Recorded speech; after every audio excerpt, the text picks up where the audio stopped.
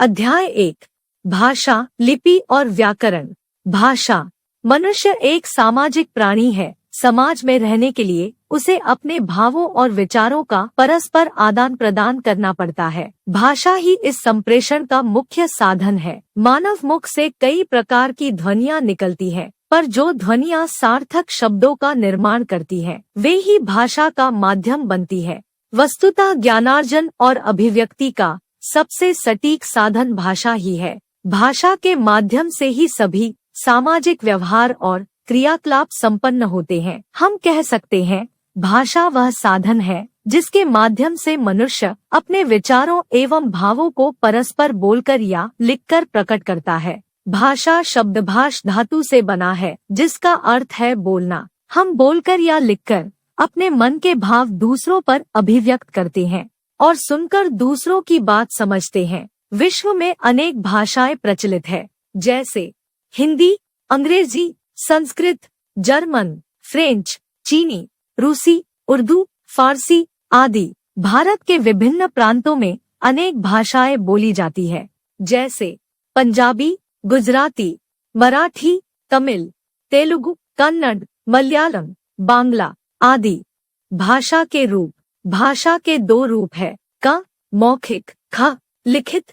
क मौखिक भाषा हम बातचीत में, दूरदर्शन, रेडियो पर समाचार सुनने में अथवा कक्षा में अध्यापक द्वारा प्रश्न पूछने आदि में मौखिक भाषा का ही प्रयोग करते हैं। भाषा का मूल रूप मौखिक ही है। दूरदर्शन पर समाचार वाचक, कक्षा में अध्यापक पढ़ाते हुए। ख लिखित भाषा जब हम अपने मन के भाव विचारों को लिखकर प्रकट करते हैं तो उसे भाषा का लिखित रूप कहते हैं। पुस्तकों, समाचार पत्रों तथा शिक्षक द्वारा श्यामपट्ट पर लिखने में भाषा का लिखित रूप का प्रयोग होता है। लिखित रूप में कोई भी रचना लंबे समय तक सुरक्षित रहती है। श्यामपट्ट पर लिखती बालिका, पत्र लिखता बालक। भाषा के अन्य रूप। मातृभाषा। इस भाषा को बालक अपने परिवार में सीखता है। बच्चा माँ के मुख को देखकर और ध्वनियों को सुनकर मातृभाषा सीखता है। पंजाबी परिवार का बालक पंजाबी और तमिल परिवार का बालक तमिल स्वत ही सीख जाता है। राष्ट्रभाषा। राष्ट्रभाषा वह होती है जिसे देश के अधिकांश नागरिकों द्वारा प्रयोग में लाया जाता है। हमारे संविधान में हिंदी को राष्ट्रभाषा के रूप में स्वीकार किया गया है। राजभाषा। राजभाषा का प्रयोग सरकारी कामकाज में होता है। 14 सितंबर 1949 को संविधान में हिंदी को राजभाषा के रूप में मान्यता दी गई, पर अंग्रेजी को सहभाषा के रूप में जारी रखा गया है। भारतीय भाषाएं और हिंदी। भारत के संविधान में 22 भाषाओं को मान्यता दी गई है। असमिया, कोंकणी, नेपाली, मलयालम, उड़िया, गुजराती, पंजाबी, मैथिली, उर्दू, डोगरी, बांग्ला, संथाली, मराठी, कन्नड़, तमिल, बोडो, संस्कृत, हिंदी, कश्मीरी, तेलुगु, मणिपुरी, सिंधी, हिंदी। आज हिंदी का क्षेत्र बहुत व्यापक हो गया है। विश्व में 150 से अधिक विश्वविद्यालयों में हिंदी पढ़ाई जाती है। हिंदी भारतीय आर्य भाषा परिवार की भाषा है। यह संस्कृत भाषा से निकली है और पाली, प्राकृत, अपभ्रंश आदि सोपानों से गुजरती हुई आज समूचे भारत की संपर्क भाषा बन गई है।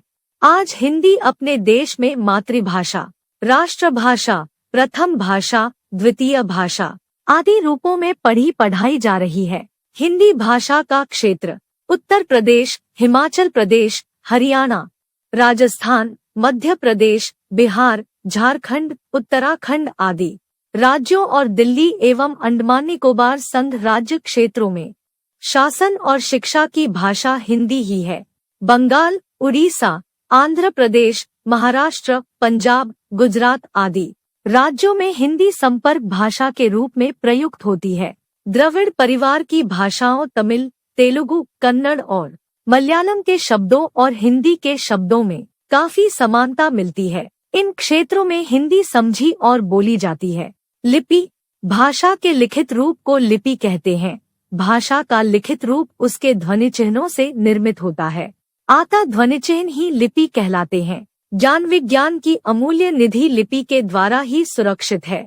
अतः हम कह सकते हैं, मौखिक ध्वनियों के लिखित रूप को प्रकट करने के लिए निश्चित किए गए चिन्हों को लिपि कहते हैं।